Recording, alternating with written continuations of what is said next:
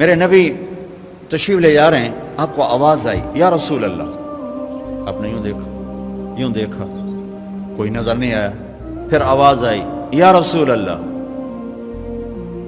دیکھا تو ایک ہرنی گلے میں رسی چارپائی سے بندھی ہوئی وہ آپ کو پکار رہی تھی. آپ قریب آئے، کیا ہے؟ کہ آپ کا صحابی مجھے پکڑ کے لایا ہے، میں اللہ کی تقدیر پہ راضی ہوں، مطلب ذبح کی جاؤں گا، لیکن میرے چھوٹے چھوٹے بچے ہیں وہ بھوکے ہیں، اگر آپ مجھے چھوڑ دیں میں ان کو دودھ پلا کے واپس آ جاؤں گی. تو آپ نے فرمایا اگر تو واپس نہ آئی تو پھر، کہ اگر میں واپس نہ آئی تو اللہ مجھے جہنم میں ڈال دے جیسے انسانوں کو ڈالے گا. تو آپ نے اس کی رسی کھول دی اور وہیں بیٹھ گئے. اس نے دوڑ لگائی اور پہاڑوں میں غائب ہو گئی. دیر گزر گئی تو آپ نے دیکھا وہ پہاڑ سے اتر رہی تھی اور آ کر کہا یا رسول اللہ میں حاضر ہوں. اللہ اکبر. اسے خبر ہے میں کیوں حاضر ہوں.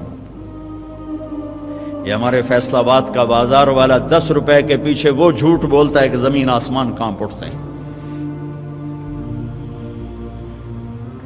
آپ نے اس کو رسی سے باندھ دیا اور پھر بیٹھ گئے. دیر گزری وہ صحابی ہے جنہوں نے پکڑا تھا شکار کے لیے، وہ دیکھ کے پریشان ہو گئے یا رسول اللہ آپ کیسے؟ کہا بھائی میرا ایک کام ہے چھوٹا سا. کہا کیا؟ کہ یہ ہرنی میں ہدیہ مانگتا ہوں آپ سے. کہا یا رسول اللہ ہم تو جان قربان کرنے کے پیچھے پھر رہے ہیں، آپ ہرنی کہتے ہیں؟ کہ بس یہ دے دو، کہ لے لو.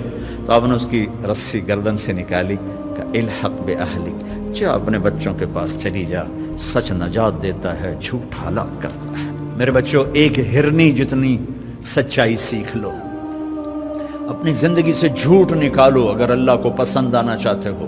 نہ تہجد پڑھو، نہ اشراق پڑھو، نہ اوابین پڑھو. فرض نماز کا تو معافی کوئی نہیں، اس کی تو معافی کوئی نہیں، سچ بولو. فرض روزے کی معافی کوئی نہیں، مت رکھو تم نفلی روزے، مت کرو تم نفلی حج. فرض حج ہے کرو، فرض زکوٰۃ ہے ادا کرو، فرض نماز ہے نہیں چھوڑ سکتے.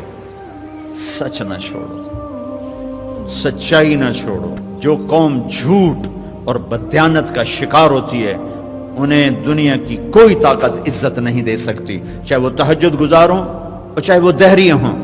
اور جو قوم سچ اور امانت پہ کھڑی ہو جاتی ہے انہیں کوئی شے ذلیل نہیں کر سکتی، چاہے وہ ایمان والے ہوں اور چاہے وہ 360 پتھروں کے پجاری ہوں. اپنی زندگی سے جھوٹ نکال دو اللہ کے واسطے. لمبی چوڑی بندگی ہے، میں نے فرض کے لیے تو میرے پاس کوئی چوائس کوئی نہیں کہ چلو اے کر لو تو اے نہ کرو. فرض تو فرض ہے، اس سے تو میں نکل نہیں سکتا، نہ آپ نکل سکتے ہیں.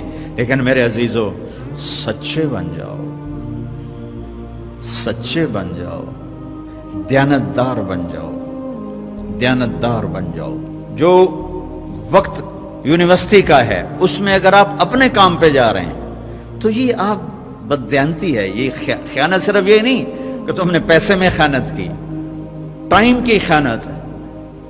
یونیورسٹی کے ٹائم میں پروفیسر صاحب اخبار پڑھ رہا ہے، یہ خیانت ہے اس وقت کے ساتھ جس کی گورنمنٹ اس کو تنخواہ دے رہی.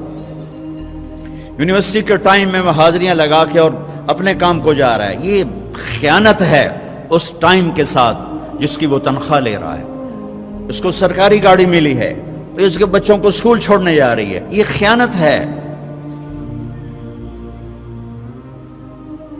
بددیانتی اللہ کی نظروں سے گراتی ہے جیسے پتھر اوپر سے نیچے آ کر گرتا ہے،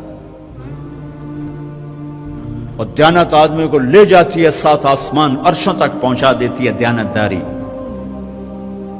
جو ٹائم یونیورسٹی کا مقرر ہے اس سے اگر آپ گھنٹہ لیٹ آ رہے ہو آپ نے 1 گھنٹے کی خیانت کی ہے. خیانت صرف پیسے جوڑ مارنے کو نہیں کہتے.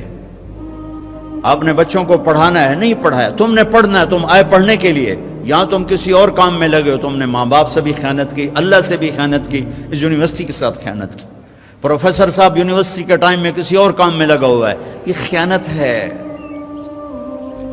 اگر اللہ اس کے رسول کا پسندیدہ بننا ہے تو میں لمبے چوڑے وظیفے نہیں بتا رہا ہوں، چھوٹی چھوٹی 2 باتیں بتا رہا ہوں. سچائی، امانت، سچائی، امانت.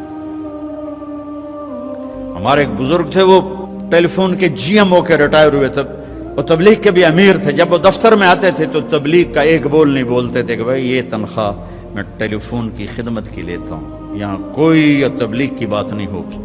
اور جب وہ دفتر سے نکل جاتے کہتے ہیں ہن میرا ٹائم اپنا ہے، ہن کوئی ٹیلی فون کی بات نہیں ہوگی، اب صرف تبلیغ کی بات ہوگی۔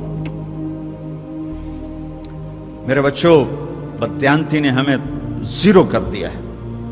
یہ تو اجتماعی زندگی کے لحاظ سے میں کہہ رہا ہوں۔